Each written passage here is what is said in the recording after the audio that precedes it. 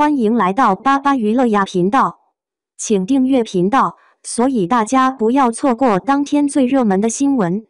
我们今天的时事通讯包括以下内容：诚意新剧《两京15日》将要开机，搭档林更新，网友拯救马伯庸。诚意粉丝狂刷5亿，求他别接《两京15日》。马伯庸改编剧扑街魔咒太邪门，连《长安12时辰》都是靠雷佳音硬拽出圈的。林更新减掉12斤肉，准备演太子朱瞻基那天，横店酒店会议室吵炸了锅。制片人捏着2份合同直冒汗，诚意团队要求单集片酬破纪录，林更新方咬死平番条款。连海报名字间距都要精确到毫米。原著粉更疯，冲进马伯庸微博喊救命！您上不长安的荔枝扑到家更自救，这次别让诚意当炮灰。马伯庸的改编魔咒比剧本更悬疑。长安12时辰雷佳音带火水盆羊肉那年，谁都以为马亲王要封神。结果风起陇西收视0.6%，创央8年度最低。古董局中局电影版豆瓣5.7分。书粉痛心疾首，亲王擅长的漕运暗装、白莲教秘史，到剧里全变成狗血三角恋。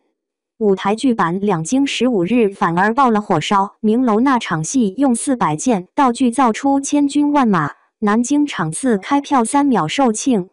可电视剧导演张黎偏要魔改，删掉女一苏京西毒杀皇族的复仇线，硬塞运河12连环杀原创案。书粉在官微刷屏，90%都是新剧情，干脆改名叫张黎15日算了。林更新骑马摸破大腿，诚意把明史翻烂了。为抢朱瞻基这个角色，林更新在《玫瑰的故事》杀青当天就冲去马术场。连续7天，每天骑6小时，缰绳把掌心勒出血痂。他咬着纱布跟教练吼：“再来！”诚意更狠，在莲花楼片场后场时永远捧着明史。有场水牢逃生戏，他主动要求加拍憋气3分钟镜头，浮出水面时鼻血直接喷进水池。武术指导下的喊停，他抹把脸笑，太子逃命哪顾得上形象。张晚意尾椎骨裂了还举着刀示镜，孙怡绯闻差点毁约。据抛脸张晚意为演捕快吴定元，在横店暴雨里追马车摔裂尾椎骨，被抬上救护车前，他攥着道具刀冲旋角导演喊：“等我2周，这角色非我不可。”孙怡更冤，被曝恋情当天，投资方要求换人。制片人连夜翻出《山河之影》明朝造型图力保，全网找不出第2个比他更贴苏京西的。最后在合同里加了3倍违约金条款才过关。陈数演白莲教佛母被嫌太端庄，直接甩出练柔术的视频单脚挂房梁旋转7圈。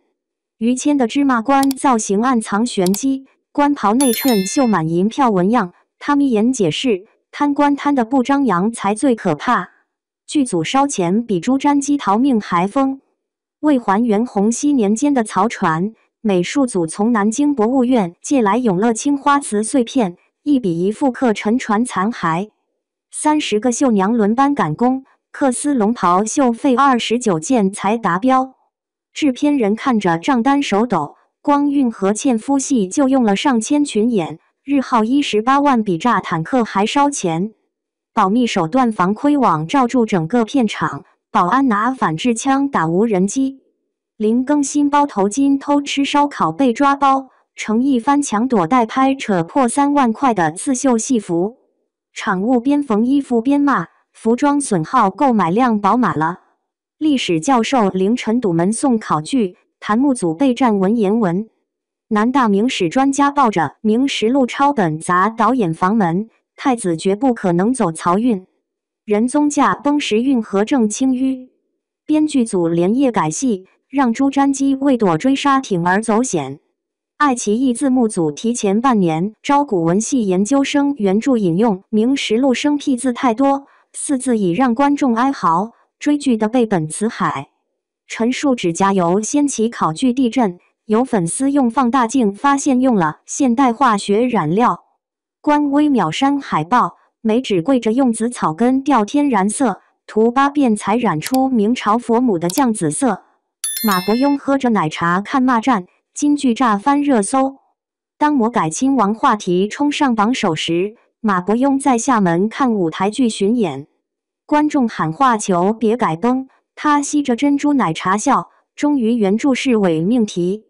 这话瞬间被截屏疯传，原著愤怒写千字文反驳，那您解释下长安的荔枝为啥铺穿地心？片场37摄氏度高温天，程毅国5层龙袍拍雪地戏，中暑呕吐还补拍特写。林更新泡在发绿的运河里3小时，上岸时群演舞鼻退半米。两人瘫在躺椅上对词时，风扇突然把剧本吹进泥水。那夜正印着马伯庸原剧15日2000里，这人世间最长的路，偏偏要跑着走完。程毅林更新2经15日将开机，是魔咒还是破局？2经15日还没开机，围绕他的舆论已经像一场未播先火的大戏。程毅和林更新这对一个以细腻深情著称，一个因豪放不羁出圈的男演员，被放进马伯庸的改编剧宇宙中，话题度自然拉满。可问题是，原著粉、路人、业内人心里都盘旋着一个疑问：这次会不会又是马亲王魔咒的最新一章？马伯庸的改编魔咒从神作到扑街。马伯庸的文字天马行空，善于将历史细节和悬疑叙事编织成一张大网。长安12时辰让他一度站上巅峰，雷佳音凭借张小静吃火爆羊肉的场景，带火了西安的整条美食街。但此后的作品几乎一部比一部扑街。风起陇西央八收视率仅0.6%，创下年度最低。古董局中局电影版口碑崩盘，豆瓣分数只有5.7。长安的荔枝更是冷到发霉，连原著党都懒得找。观众一针见血的吐槽，马亲王写的是漕运、白莲教秘史，剧里却硬生生改成了狗血三角恋。历史的厚重被稀释成情情爱爱，怪不得粉丝高喊求放过程毅。主演阵容拼命三郎的较劲，这次的卡斯不容小觑。林更新饰演的太子朱瞻基，为了角色硬是减掉12斤，每天骑马6小时，磨破大腿依旧咬牙坚持。程毅则在片场人手一本明史，连拍水牢逃生戏都坚持憋气3分钟，鼻血喷进水池还笑说太子逃命哪顾得上形象。这种不要命的劲头，或许正是剧集想突围的底气。张晚意摔列尾椎骨还喊这角色非我不可，孙怡顶着绯闻和3倍违约金保住角色，陈数吊挂旋转7圈展示柔术功底，于谦甚至连芝麻官的官袍里都绣满了银票暗纹，演员们几乎都是用血肉拼出来的。制作班底烧钱如流水，剧组的投入之大，堪比一场明代重现。美术组借来南京博物院的永乐青花瓷碎片，1比1复刻沉船，30个绣娘连夜绣克丝龙袍，废掉29件才达标。单是运河纤夫戏就动用上千群演，日耗18万，烧钱速度比朱瞻基逃命还快。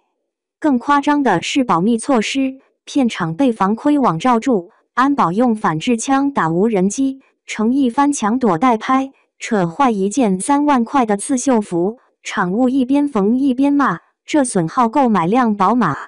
考据与魔改两股力量的拉扯，原著粉对张黎导演的魔改极度敏感。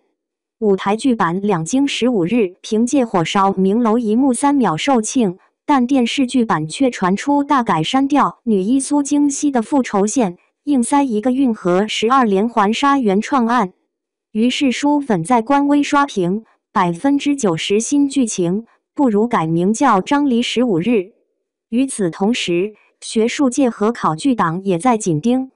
南京大学明史专家凌晨堵门送明实录抄本，字幕组提前半年招古文系研究生翻译生僻字，甚至连陈述的一抹指甲油都因含现代染料被粉丝扒出，最后美术只好用紫草根调色扒变。马伯庸的金句与舆论的狂欢。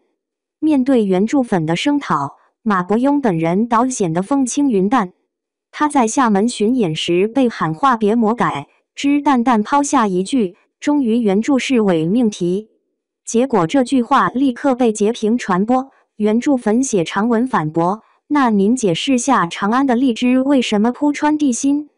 这场口水战恰好印证了一个现象：马伯庸作品改编总能引发剧集之外的社会狂欢。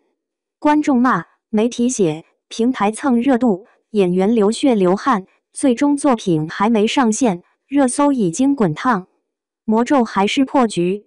37°C的高温下，程毅裹着5层龙袍中暑呕吐。临更新泡在发绿的运河里3小时，剧本被风吹进泥水，恰好停在那句原著经典：15日2000里，这人世间最长的路，偏偏要跑着走完。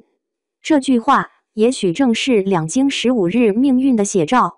是再次跌入马亲王魔咒，还是凭借演员拼命制作豪赌与话题热度杀出一条血路？答案只能等开播时揭晓。但可以确定的是，这部剧必然不会平庸，它要么大爆，要么大崩，没有第三条路。